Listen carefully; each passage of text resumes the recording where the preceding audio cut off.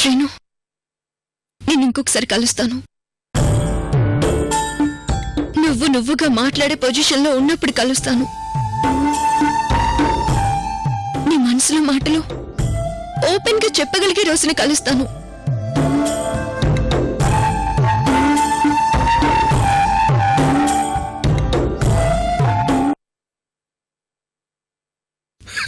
అవునయ్యా, అర్చన ఏం చెప్పినా ఏం చేసినా అన్నీ కరెక్టే.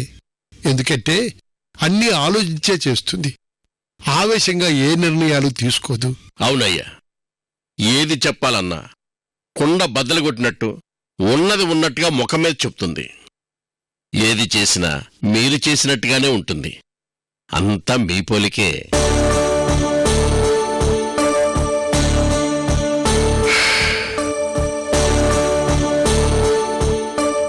వచ్చినప్పటి నుంచి చూస్తున్నాను, మీ ముఖం ఎందుకో డల్గా కనిపిస్తుంది. బాగానే గెస్ట్ చేశావయ్యా. అరే, నిన్నగాక మొన్న లండన్ నుంచి వచ్చిందా? ఈ తాతయ్య దేవి దిగులు రెండూ తీరకముందే ఏదో వాతావరణ మార్పు కోసం ఈ ముసలాన్ని ఒక్కని ఇంట్లో వదిలేసి ఫ్రెండ్స్ తో టూర్ వెళ్ళిపోతే మరి డల్లగా ఉండదు నా మొహం? అరే, ఒక్కసారైనా తన మొహం చూపించకుండా నేను తెల్లారి లేవకముందే వెళ్ళిపోయిందయ్యా. మీ నిద్ర ఎక్కడ డిస్టర్బ్ అవుతుందోనని అర్చనమ్మ మిమ్మల్ని లేపకుండానే వెళ్ళుంటుంది. ఇంత చిన్న విషయానికే మీరు అలా ఫీల్ అయిపోతే ఎలా చెప్పండి? అర్చనమ్మకి మీ మీదున్న ప్రేమ కొద్దీ అలా చేసింది. 3 డేస్లో కంపల్సరీగా వచ్చేస్తుంది. అర్చనమ్మ లండన్లో ఉన్నప్పుడు 3 ఇయర్స్ దూరంగా ఉన్నారు. ఇప్పుడు 3 డేస్ ఉండలేకపోతే ఎలా చెప్పండి? భలే వాడవయ్యా భూషణం. నిన్నలాగా ఈ రోజుండే వయస్సు కాదు కదయ్యా నాది. కావలసిన వాళ్ళు కళ్ళ ముందు తిరుగుతూ ఉంటే కళ్ళారా చూసి ఆనందించే వయస్సయ్యా నాది. మరి మీరే కదా అర్చనమ్మ టూర్కి వెళ్ళటానికి ఒప్పుకుని ఓకే చెప్పారు. నాతో కూడా అర్చనమ్మకి ఏం కావాలో దగ్గరుండి మరీ తెలుసుకుని టూర్కి పంపించమన్నారు. అర్చనమ్మకు తోడుగా మన సెక్యూరిటీ వాళ్ళు కూడా పంపించాను. చాలా మంచి పని చేశావయ్యా. లండన్ నుంచి వచ్చిన దగ్గర నుంచి తన క్లోజ్ ఫ్రెండ్స్ టూర్ రమ్మన్నారని అడుగుతున్నారని నాతో చెప్పింది. నేను మాత్రం ఎలా కాదనగలను చెప్పు? తన ఏజ్ పిల్లలతో టూర్ వెళ్తానంటూ వద్దని ఈ ముసలాడితోనే ఆడుకోమని చెప్పలేను కదా. అదీగాక రేపో మాపో మన బాధ్యతలని తీసుకోబోతోంది. తనకప్పుడు ఇంత ఖాళీ దొరకడం కష్టం. ఓ 3 రోజులు ఫ్రెండ్స్తో అలా తిరిగి వస్తే తనకి కాస్త రిలీఫ్గా ఉంటుంది. అందుకే వెళ్ళమని చెప్పాను. మరీ ఈ మధ్య మీరు చిన్నపిల్లాడైపోతున్నారు. ముందు మీరే వెళ్ళమన్నారు, తర్వాత మీరే బాధపడుతున్నారు. నేనేం చేయగలను చెప్పండి? నీకు నిజం చెప్పనా భూషణం?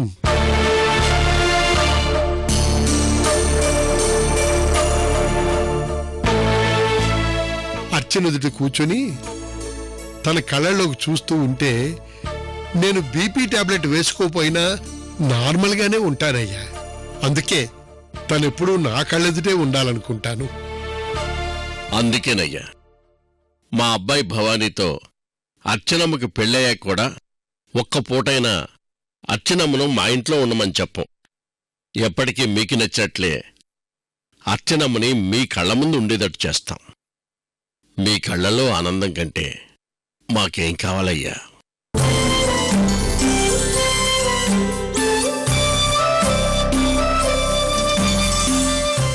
మీరు ఎలా చెబితే అలా వినే మేమంతా ఉండగా మీరు ఎలాంటి చింత పెట్టుకోవద్దు. సరేనయ్యా, అలాగే నిశ్చింతగా ఉంటాను. అన్నట్టు నీకేదో చెప్దాం అనుకున్నానయ్యా, మర్చిపోయాను. ఏం చెప్పాలి గుర్తు రావటం లేదే. వయసు మీద పడుతున్న కొద్దీ శరీర భాగాలు మనసుతో పాటు ఏవీ సరిగ్గా పని చేయవయ్యా. ఏం చెప్పాలి? గుర్తొచ్చింది. మీ అబ్బాయి గురించి రాత్ర అర్చనతో కూడా మాట్లాడాను. పెళ్లికి నీ అభిప్రాయమే లేటు, మేమంతా సిద్ధంగా ఉన్నాము. నువ్వు ఒకసారి భూషణ్ గారు అబ్బాయితో కలిసి మాట్లాడి ఓకే అంటే పెళ్లి ముహూర్తాలు కూడా పెట్టించుకోవచ్చు అని కూడా అన్నానయ్యా.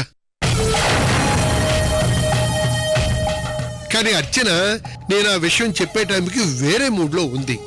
నేను చెప్పింది విన్నట్టే ఉంది, కానీ ఎంతవరకు మనసుకు పట్టించుకుందో తెలియదయ్యా.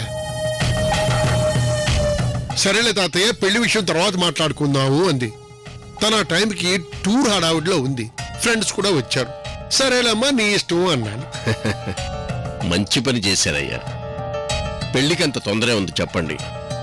అచ్చినమ్మను ఇబ్బంది పెట్టి మనం ఏం చేసినా అది తనకు మనకు మంచిది కాదు. తనకు మా అబ్బాయి నచ్చకపోయినా పర్వాలేదు. అర్చనమ్మకు నచ్చిన వాడితోనే తనకు నచ్చినట్టు పెళ్లి చేద్దాం. పెద్దవాళ్ళుగా మనకు కావలసింది పిల్లల ఆనందమే కదయ్యా.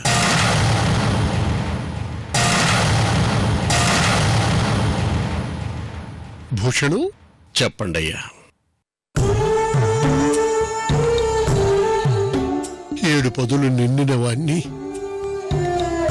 ఏ క్షణానైనా పండుటాకులా నేల రాలిపోతాను. నేను పోయినా చిన్నప్పటి నుంచి తల్లిదండ్రులు పోగొట్టుకున్న నా బంగారు తల్లి ఈ ముసలాడే బంధంగా బతుకుతోందయ్యా. దాన్ని కంటికి రెప్పలా కాపాడవలసిన బాధ్యత నీదే. దానికో తోడునిచ్చి 4 అక్షతలు వేసి దీర్ఘాయుష్మాన్ భవ అని దీవించి నేను చనిపోయే వరకు నాకీ బాధ తప్పదు భూషణం. నువ్వు చస్తావనే గదరా నిన్ను చంపకుండా వదిలేసింది. దాన్ని నువ్వు దీర్ఘాయుష్మాన్ భవ అని దీవించిన దాన్ని అర్ధాయుష్యేరా.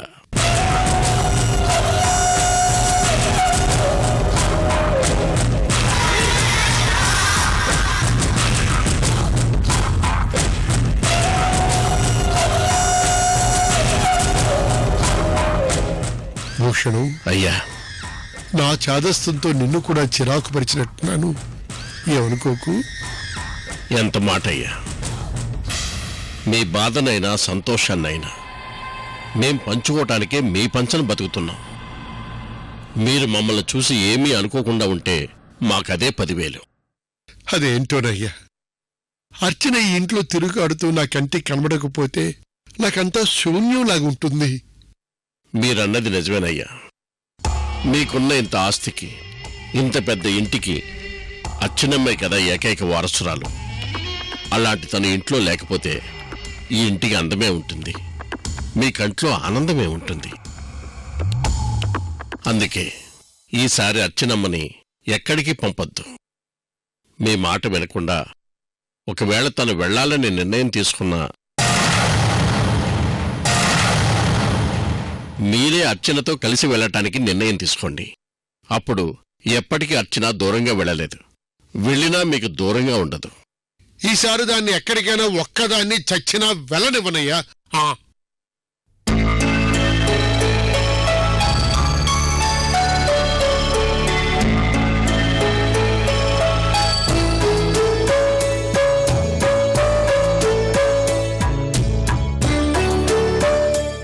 అర్చన, ఈసారి నువ్వు ఈ తాతయ్యను వదిలి ఎక్కడికి వెళ్ళలేవు.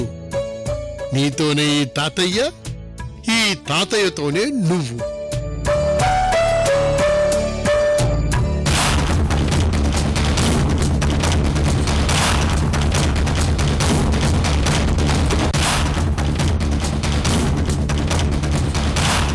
పెళ్లిదండ, చావుదండ రెండూ దగ్గరలోనే ఉన్నాయి.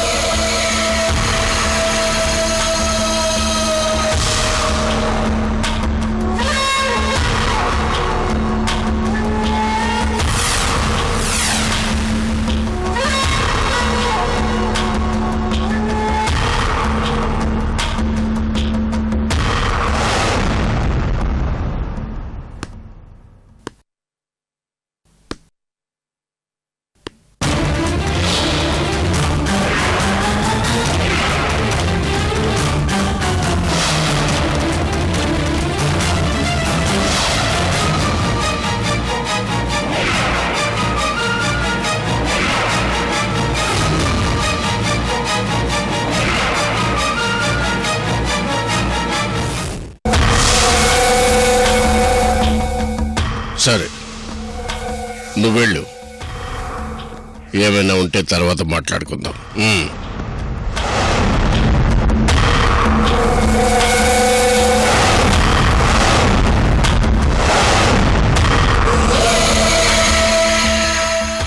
బామ్మ చెప్తుందే నిజం. నువ్వేసే ప్లాన్స్ అన్ని చచ్చు ప్లాన్స్.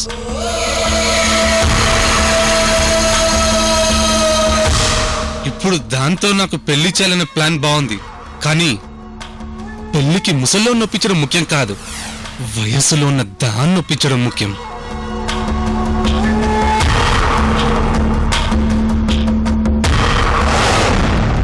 గుర్రం ఎక్కాలనుకున్నవాడు ముందున్న కళ్ళెం పట్టుకొని పైకెక్కాలి గాని ఆ గుర్రం వెనుకున్న తోక పట్టుకొని ఎక్కాలనుకోకూడదు.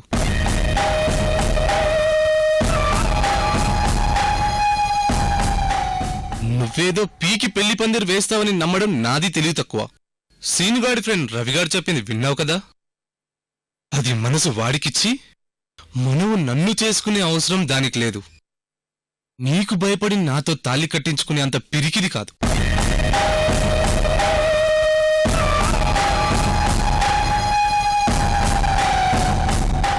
దాని ప్రేమను చంపేశామనుకో, అప్పుడు గ్యారంటీగా నీతో పెళ్లి కొప్పుకుంటుంది. అది ఎంతగానో ఇష్టపడుతున్న ఆ సీనుగాడిని లేపేస్తే అప్పుడది వేరే దారి లేక ఆ అశోకవర్మని సంతోషపెట్టడం కోసం నీతో తాళి కట్టించుకుంటుంది. అదే జరిగితే మన పదునైన కత్తి దాని మెడ మీద పడ్డట్టే. అప్పుడు బలిమేకలో మన చేతిలో చస్తుంది. అది చూసి ఆ ముసలోడు గుండాగిపోతుంది. మన పగ చల్లారుతుంది, మన లక్ష్యం ఈజీగా నెరవేరుతుంది. ఛీ! నీ పథకాలతో బామ్మను నమ్మించి సంతోష పెట్టగలవు నాన్న, కానీ నన్ను నమ్మించలేవు. ఆ శ్రీనిగాని చంపితే అది నన్ను పెళ్లి చేసుకోదు. దాని ప్రేమను చంపిన వాళ్ళ కోసం పగబట్టిన సింహంలా మన కోసం వెతుకుతుంది.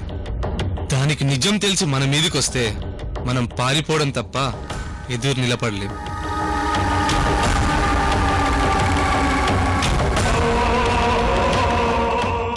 అది రాజ పుట్టుక పుట్టిన ఆడపిల్ల.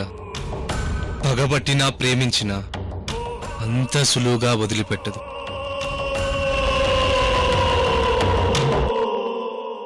సింహాన్ని వేటగాడు చాటు నుండే వేటాడుతాడు. ఎందుకో తెలుసా నాన్న? ఎదురుగా నిలబడి బాణమేసేలోపే అది వాని దూకి తినేస్తుంది. దాని వేగం అలాంటిది కాబట్టి మనము అలాగే ఆ అర్చనను వేటాడాలి, వేటాడి చంపేయాలి. మరి దాంతో నీ పెళ్లి? ఛీ! నీకు పెళ్లి పిచ్చి పట్టుకుంది.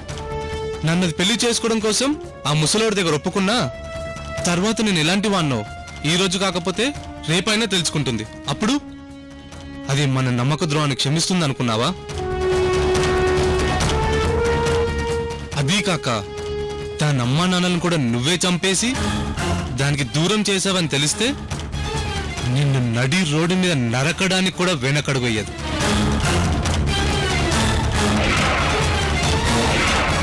పెళ్ళయి అది మన పక్కనుంటే చంపడం ఈజీ అనుకుంటున్నావేమో.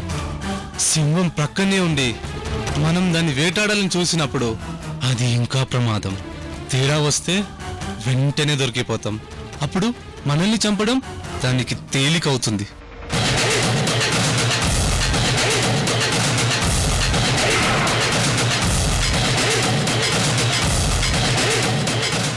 నువ్వన్నది నిజమే. ఇప్పుడు ఏం చేయాలో చెప్పు. నువ్వు చెప్పినట్టే చేస్తాను. ఆ శ్రీనుగాని చంపడం వల్ల మనకొచ్చే లాభం ఏమీ లేదు. మనకు ప్రమాదమే తప్ప ప్రయోజనం లేదు. అది చస్తేనే ట్రస్ట్ నీ చేతుల్లో ఉంటుంది. అయితే ఈ టైంలో దాన్ని చంపేయటమే కరెక్ట్. నాన్న, నీ ఆలోచన దాన్ని చంపడం కరెక్టా కాదా, రాంగా రైటా అన్న దగ్గరుంది. కానీ నా ఆలోచన దాన్ని ఎలా చంపాలి, ఎక్కడ చంపాలి, ఎవరితో చంపించాలి, ఎప్పుడు చంపించాలనే దగ్గరుంది.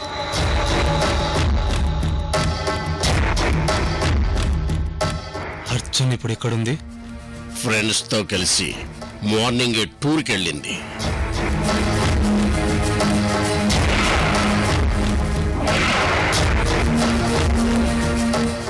అర్చనకి సెక్యూరిటీ కూడా ఉంది.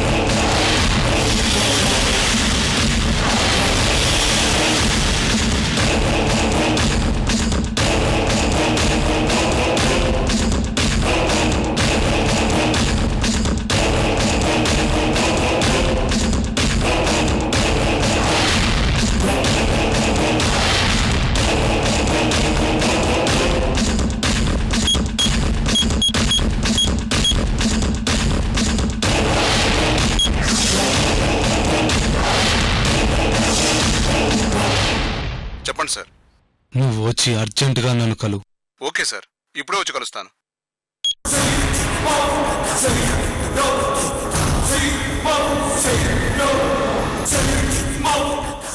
ఇప్పుడు ఏం ప్లాన్ చేస్తున్నావు?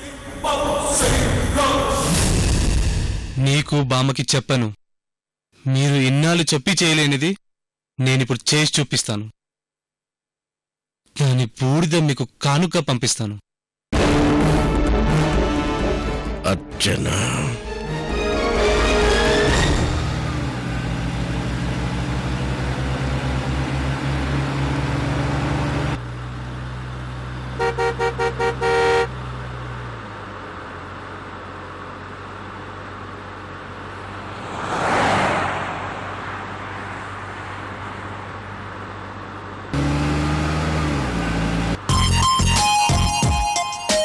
అర్చన,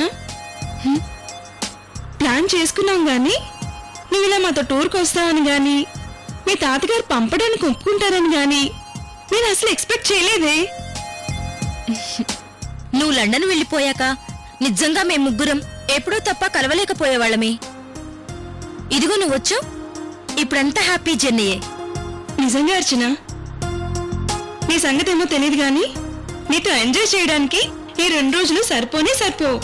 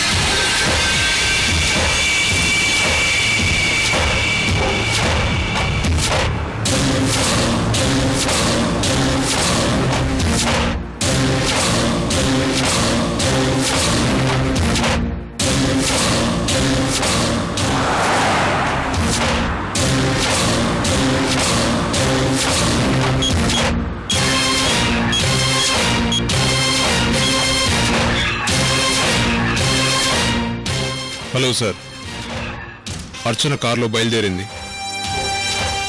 ఆ వెనక ఇంకొక వెహికల్ సెక్యూరిటీ అనుకుంటాను ఫాలో అవుతుంది.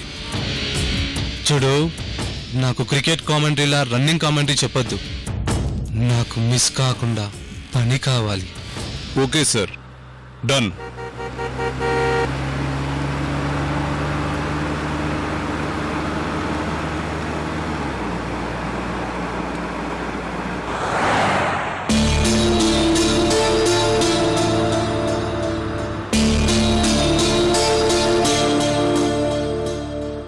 అర్చన,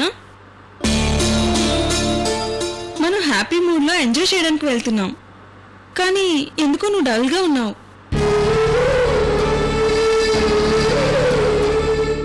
నేనెందుకు డల్ గా ఉన్నానో నీకెలా చెప్పనే?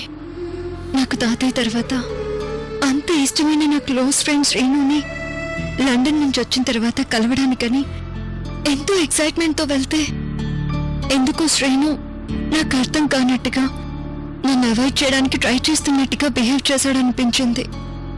శ్రీను మూడ్ సెట్ అయిన తర్వాత మళ్ళీ శ్రీనుని కలుస్తానన్నాను.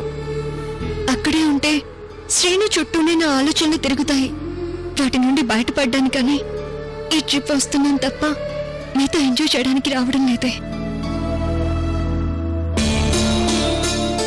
అర్చన ఎక్కడికి వెళ్ళిపోయావే? ఏం లేదే, తాతయ్య గురించి ఆలోచిస్తున్నాను.